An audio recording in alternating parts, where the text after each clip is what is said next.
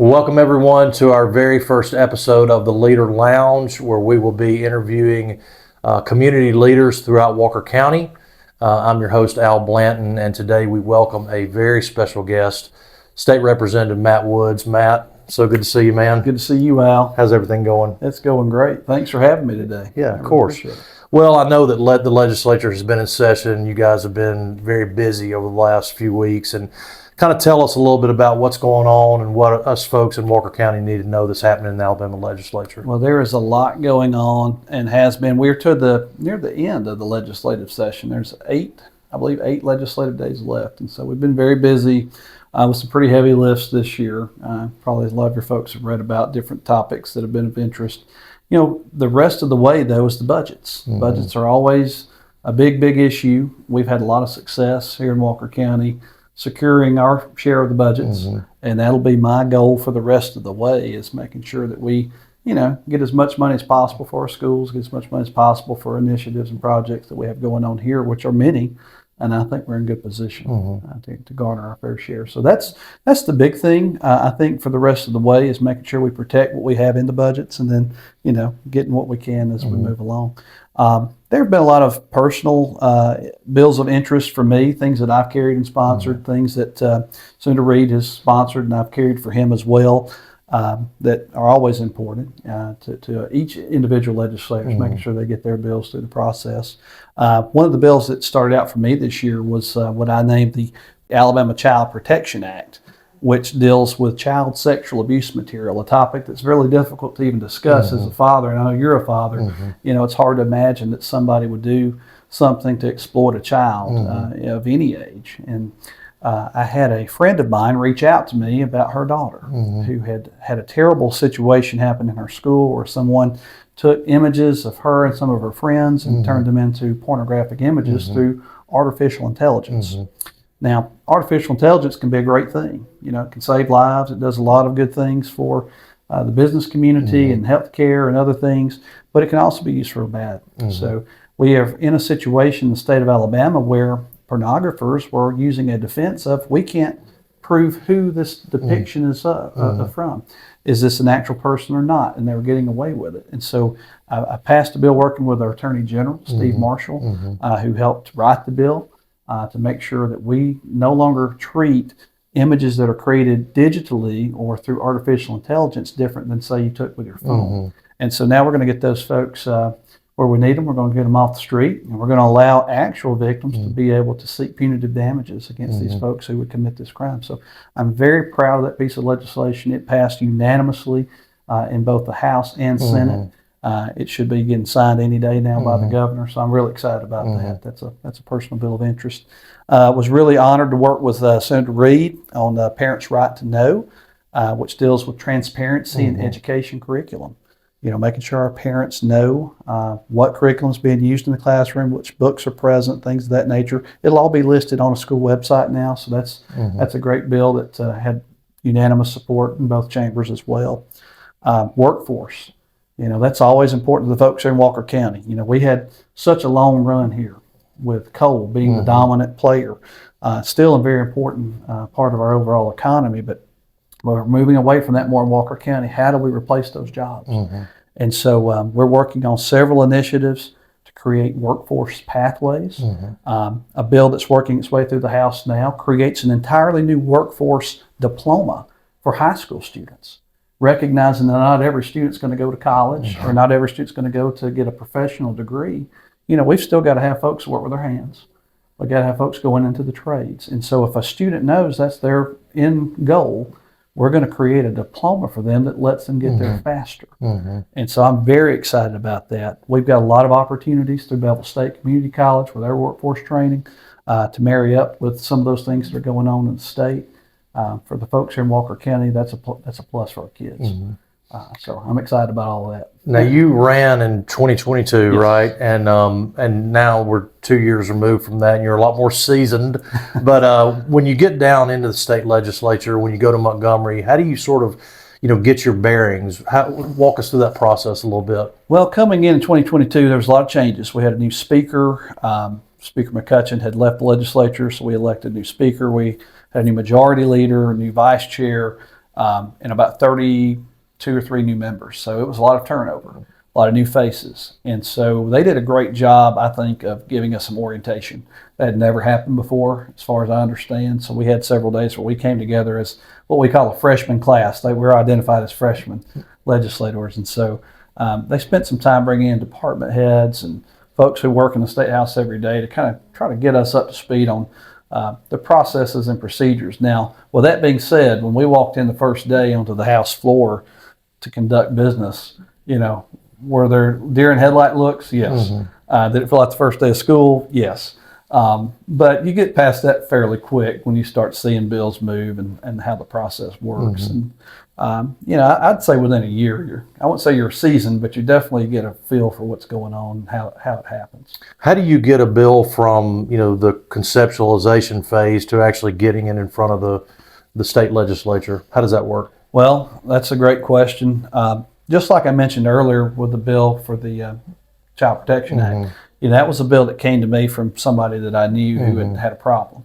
And they said, we got to fix this problem. And so we talked through it, and they bring in stakeholders. So I worked with the DAs, I worked with the AG's office, I worked with the school systems and school boards and all these different groups to fashion a bill that, one could hold up to hopefully constitutional scrutiny or judicial scrutiny, but also that answered all the questions. Did we do the most we could with this bill?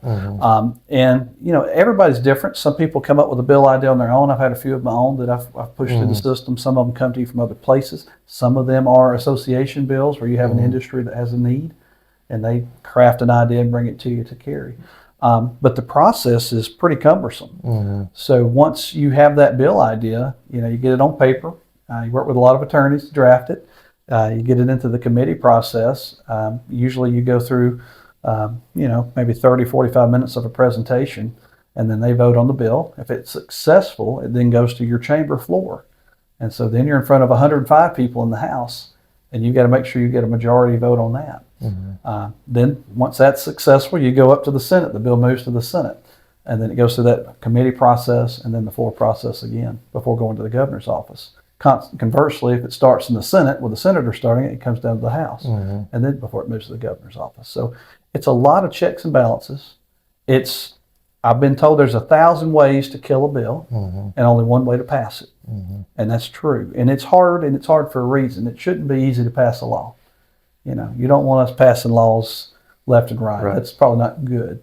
But when it's vetted by that many people, that many times, you get a better product because it usually gets refined a little bit at each step in each process. So it's hard. You can have a great idea. Everybody can be on board with it and it's still not pass or still not get the traction that it needs to pass. So it's a frustrating process at times, but it's a thorough process. But it's something to be proud of that you've passed your first bill, right? Yeah, if you pass any bill, you've done a pretty heavy lift. Yeah. I was successful last year, and I kind of smile when I say this. I passed a bill. My first bill was creating funding for road and bridges, which we hear about here a lot in Walker County, without raising a tax. So, that's always a good thing. Might not ever be able to do that again. Yeah. But we did it once. Yeah. So that was good. But I've had a few bills under my belt now, and comfortable with the process. Yeah. It's just a matter of making sure that we are blocking bad bills and promoting the ones we need to promote. Let's talk about balance for a moment. You and I are both business owners and fathers and husbands, and you've essentially got 2 full-time jobs. How do you achieve a balance in your life with being a state legislator, being a business owner, and then being a dad and a husband? Well, the best I can is probably the short answer, but long answer is I think I got elected because I was a father and a husband and a business owner. So I don't ever want to lose sight of that and don't want to lose that priority because certainly that's the most important thing in my life is making sure that I'm a father and husband first and then business owner and legislator. But somehow it all seems to work out. I mean, there's work to be done every day, even when we're not in session. Not quite as heavy a lift as it is during session. And a lot of people don't realize the Alabama legislature is set up to meet 30 legislative days within a 105 calendar day window. And so we're not down there year round. We never have been. And so you get a lot of the work done outside of that 105 calendar days, preparing for the next session. And so that's how it works. And I've got a great team at the business. Without that, it's a family business. Without that, it'd be very difficult. But I weighed that cost before I decided to run. Obviously, I was confident that my people could take care of the business at home, and they have. Yeah. So it's well, and we want to get to know you a little bit, and I know we talked about this before we went on, but we want to talk about the state legislature. We want to talk about Jasper Auto Sales, but we've got some rapid fire questions now here we go. to get to know you a little bit better. So if you're ready, I'm ready. I guess so. These are 9 questions that we're going to kind of make this a tradition here on Leader Lounge. 9 questions to get to know you a little bit more outside of work, and we're going to start out with question number 1: your favorite vacation spot. Favorite vacation spot, Rocky Mountains, probably Estes Park, Colorado. Nice. Heading there in June. Heading to Colorado, not to Estes Park. Beautiful place. Yeah. Favorite flavor of ice cream?